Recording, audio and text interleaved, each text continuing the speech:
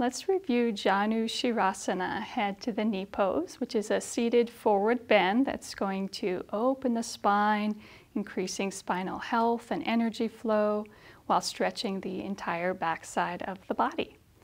So we begin in Dandasana with the legs straight in front, and we have Karen sitting on a folded blanket here so that her sit bones are level, her pelvis is tilted just enough so that it starts out neutral and the spine is straight. Because we start on the left side, we'll be stretching over the left leg first. So we bend our right knee, drawing it in toward the abdomen. Then we rotate it out from the hip, making sure all the rotation happens from the hip, not from the knee, as the sole of her foot is going to rest against the inner thigh of the straight leg. Then to enter, we're going to inhale as we sweep the palms up the front of the body, stretching through the fingertips to really lengthen the spine. And then as we exhale, we're going to circle the hands out, bringing the hands to the floor or to rest comfortably on the leg. And in this first phase of the pose, we just want to focus on tilting the pelvis forward. So we haven't even changed the curvature of the spine quite yet. The primary focus in the active phase is tilting the pelvis forward via the release of the hamstrings and the muscles along the back of that straight leg. So over successive breaths, she can inhale, lengthen her spine, exhale as the navel comes closer to the thighs, and then we can start to come into that relaxation phase of the pose where we offer that lengthened spine over the straight leg. The breastbone is about directly over the leg here. The shoulders are soft and level with each other. And as her upper body softens, we keep the bottom lower part of the body active. So we're stretching out through the left heel, toes are pointing up. And the focus here is on surrender, on relaxation and release. So we aren't using our arms to force the stretch. We aren't trying to force the forehead to the knee. So just think of the upper body very long, relaxed. Even a sense of the chest moving forward toward the foot is a good thing to think about so that we don't collapse the spine. Beautiful. And as we breathe deeply and diaphragmatically, we can tune into the affirmation, which can help us to release anxiety, tension, physical, mental, and emotional fears, helping us to accept and harmonize with what is as we mentally affirm left and right and all around. Life's harmonies are mine.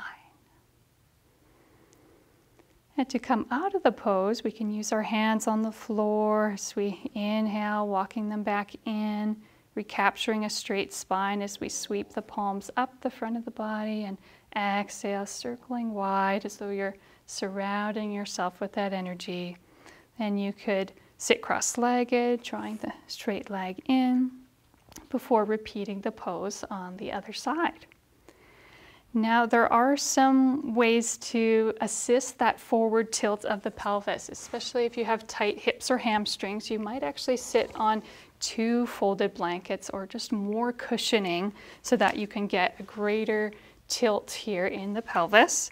And when you come into the pose, you might need to use a rolled blanket underneath the straight leg, or keeping the knee bent will help to release the hamstrings.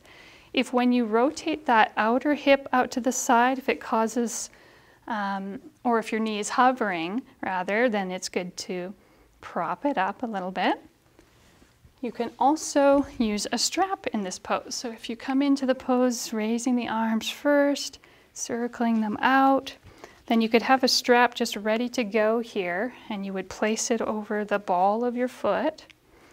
And when you use the strap, don't think so much of pulling your chest forward, but rather draw it towards you lightly and then down. So the hands are a little bit lower than the ball of the foot. Nice. And the sole purpose of this strap is really to get that forward tilt of the pelvis. Nice.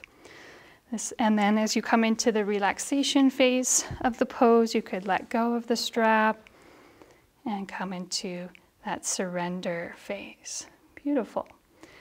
And then to come back out, you would just find that comfortable seated position once again. And we'll take away some of these extra props now as we show you the advanced expression of the pose. So instead of starting with the leg straight out in front of you, you would angle it, open it out to the side.